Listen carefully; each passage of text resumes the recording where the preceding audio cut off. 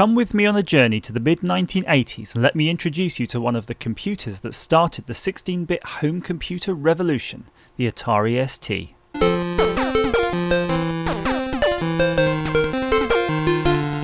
The legendary Atari ST range of home computers was the Atari Corporation's natural successor to its successful 8-bit line. Touted at the time as a powerhouse of processing, sound and graphics technology, the ST was hoped to be all things to all people, a game system for the home and an Apple competitor in the office. From day one, the Atari ST featured a MIDI interface as standard and famously lives on in the music of many a band today. I'm Andrew Armstrong and this is The Back Office, and here's my list of my favourite top 5 games for the Atari ST. Just to let you know, this is an impossible task as there's so much great software on this platform, I may end up producing dozens of top 5 videos for it.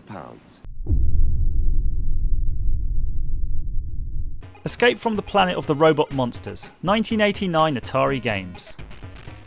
This is a 1 or 2 player game in which the players must rescue Dr. Cerebellum from Planet X, where her research facility has been taken over by the evil reptilians. This was an impact game. In fairness, an honourable mention for the 5th place should also go to 9 Lives by Ark.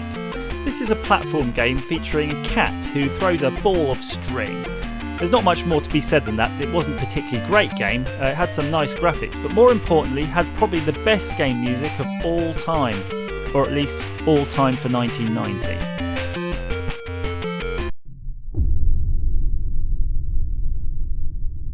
Captain Blood, 1988 Exos. Captain Blood features the titular character's adventure in finding and destroying his remaining 5 clones hiding out in the galaxy. Featuring some really interesting planetary graphics, a nice lander subgame and interesting universal translator, this game certainly stood out at the time. And who can forget the opening music by Jean-Michel Jarre?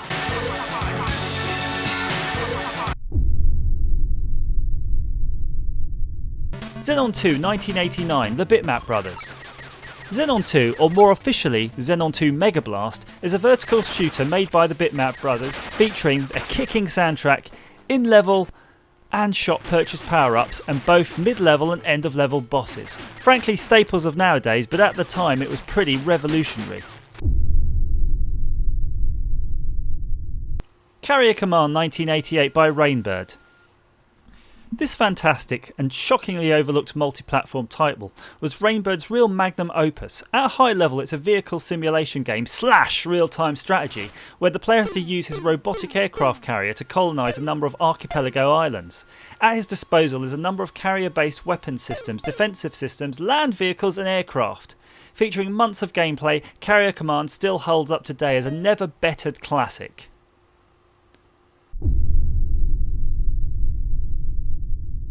Laser Squad 1989 Target Games.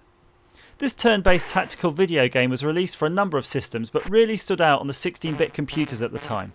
The player gets to choose from a number of missions, decide on the loadout and armour of his players, then deploys them on the game map. Featuring a deep and rich rule set, Laser Squad's Julian Gollop went on to create the popular UFO and XCOM series of games, and even recently the Ghost Recon Shadow War series on the Nintendo 3DS.